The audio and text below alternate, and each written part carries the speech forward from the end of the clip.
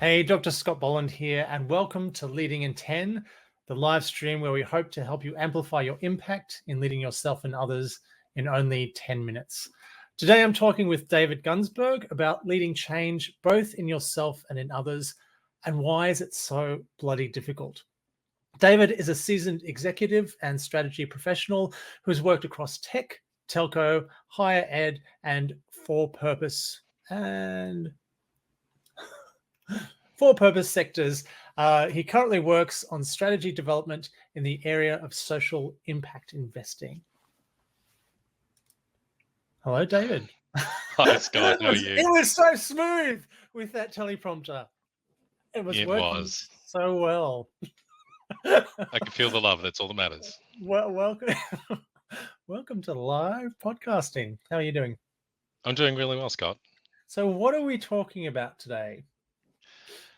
We're talking about one of my favorite tools in the toolbox of dealing with change, both in organizations and in yourself, and that's the Beckett-Harris change equation, which sounds cool and looks cool when you kind of draw it. It's deceptively simple, but really, really useful. And I agree with you. The first time you shared this with me, I thought, oh my God, this person I work with is never going to change because of these factors. And things are never going to improve. I went into this total downward spiral. So thank you very much for that. It's called the gift of insight, and I'm happy to have helped. All good. All good. So, like, I've done a lot of work with executives and executive teams, management teams, and looked at organizations who've got stalled change programs. And I think about some of the changes I try and put in place in my life. And I'm also a simple man, so I like simple models that I can kind of bring to mind, apply to the situation, and feel like I'm doing better as a result of having used a structure inside like a minute or two. There's like 6 and 8 factor models of change. I've seen a like 8x8 grid, which is 64. I'm too simple, not clever enough to grasp that. This is slightly higher order, and its hypothesis is, as I said, deceptively simple. It says in order to get change, the product of the dissatisfaction with the current situation, the clarity of a compelling and desirable and achievable vision of the future, and the clarity of the first steps I need to take to make it happen, they have to be greater than whatever latent resistance there is in the system, either if the system is just me or a team or an entire group of people. The rub, the trick, the insight is the fact that it's a product. D times V times F has to be greater than R, which means if any characteristic on the left collapses to 0, the whole equation on the left collapses and resistance wins. In the executive context, I can think of working with just an extraordinarily charismatic leader who had a stalled change program and said to me, like, David, we've gone from annual like executive get-togethers and vision meetings to twice a year, and I'm about to go to quarterly. And if you've got this model in your head, you kind of go, right, so is anyone unhappy with the future, and do they know what to do? And the answer to both of those questions was no. And it's like, you show this model and people kind of get it. They go, oh, right, I understand. It doesn't hold a value about which one's the most important. I think that insight about that kind of product relationship on the left-hand side, you need all of them. And maybe you can compensate and think about, what am I best at doing? And it may be even in the reducing resistance on the right-hand side. But I like it a lot, and I found it useful, and so lots of people I've worked with. And I think each factor by itself actually makes a lot of sense. So the dissatisfaction, particularly if you're coaching, the first thing is coaching has to be intentional. People have to want to change, have to be unhappy with where they are. If you say, oh, I'm comfortable, well, that's not going to really motivate you. And so having that negative affect is actually quite useful. Is to be frustrated, is to be upset, is to be wanting change, is actually a good place to start. So actually listening to those negative emotions is actually quite good in some sense. But if you don't have that vision of what could be different, what could we aim for, it's not going to work. and also the first step of how to get there is really important. The other Mm, thing I find interesting is the resistance, because I think in coaching, for instance, you ask people, okay, they might have these SMART goals, but the question is, well, what are you scared of happening if you took that particular action? mm. Usually there's a hidden commitment. That's this resistance to change. Yeah, Um, it's a like a coarse version of an immunity to change at the human level, yeah. and at the system level, it can, like, if you think about a work system or a coaching system, and you might have had all the teams decide they want to work together, and this is the bit that executives can forget, is when they work out that, like, the two key platforms that we work on don't talk to each other. Like, you're Mm, looking for, we've made the commitment, we're all dissatisfied, but there's also a power in working out and seeing value in undoing that piece of resistance. If I've got all the other stuff in place, finding that resistance is an equally powerful and valuable insight to unlock. mm. Have you got any particular examples in mind of this that sort of resonate with you?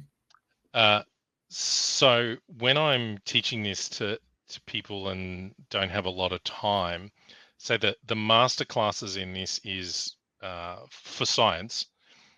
Google 1990s infomercials and watch how in 6 minutes they will create dissatisfaction out of nowhere. Have you ever thought about the quality of the air in your home? Let me give you a compelling vision of the future. Clean air in your home. Look at these fake lungs we've got. Look how clean they, blah, blah, blah. The first steps, pick up that phone, and you better do it straight away because there's limited stock. And then they go through all the, why you might not do it. You think it might be noisy, anything you want. We don't even have to pay right now. No money down. Send it back in 90 days. And you've gone from not even caring about this thing to you find yourself picking up the phone and ordering an air cleanup. I didn't, but um, Mhm. I had a wonderful woman I was working with say this is the underlying business model of most of the beauty industry: create a flaw and then sell to it.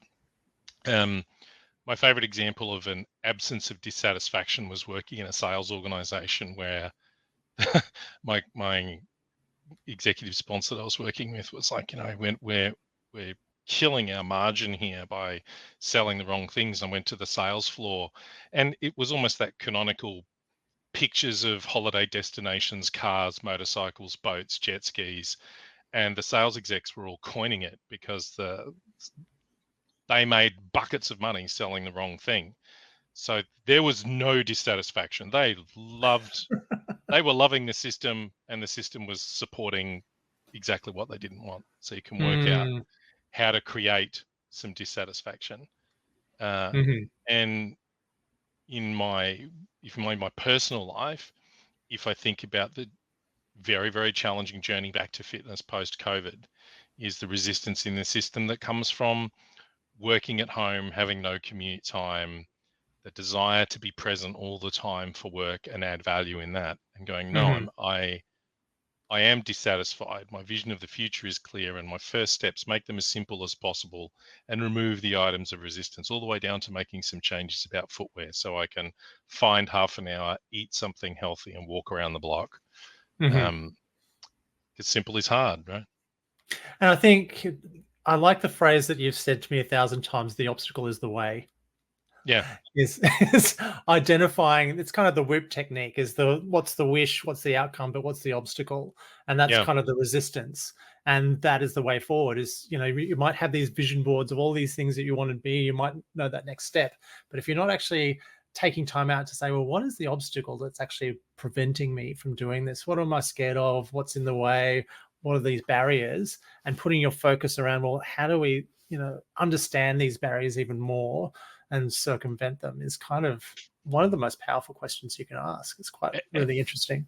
And the model gives you permission to recognize that some of those things on the left might be the obstacle.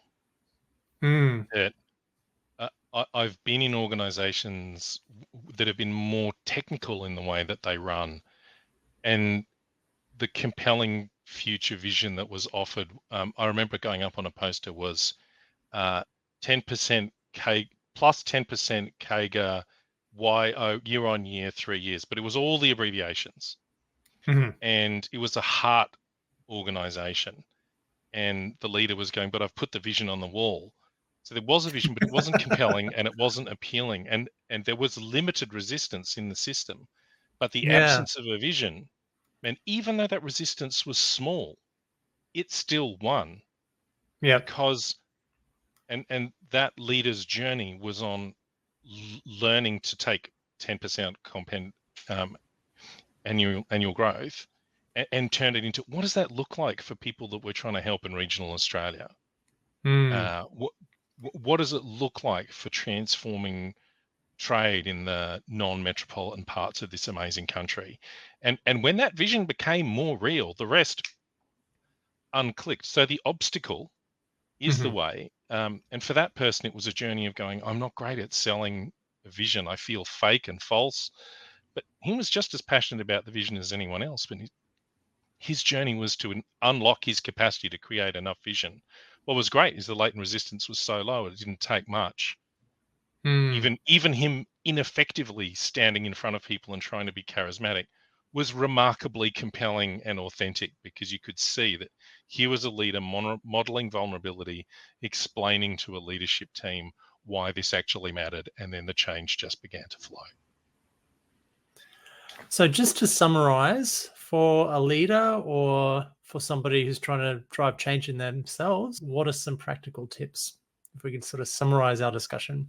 So my practical tips would be, if you're thinking about what you're trying to do, give yourself a budget of one sentence for each of those boxes. See if you can build a narrative either for yourself or for the organization or the person you're trying to help that says, what is the one sentence of version of what's in there. We can't stay where we are because this opportunity is available to us. If when we go back from today, you guys do this team does that, and that team does that, we can get there. I know you're worried about A, B, and C, but we've got those in hand. I know that was well over a sentence, but kind of like, can you truncate the story Yep. onto those stepping stones that might help someone make the leap to decide to come with you? And sometimes that someone is you. Yep. Perfect. And just as a final thought, how can people get in touch with you if they want to pick your brains or hire you? Well, social media is a hellscape, so I'm kind of not there very much. Yeah. People can find me on LinkedIn if they want to. That's probably the simplest place to find me. Ping me with a DM, mention that you saw me on this, and that you're not trying to help me grow my business with more leads. And I'll Oh, almost certainly reach out for a virtual coffee. I love talking about this stuff and helping people make the world a better place. perfect. Thank you, David. Thank you, Scott. Cheers.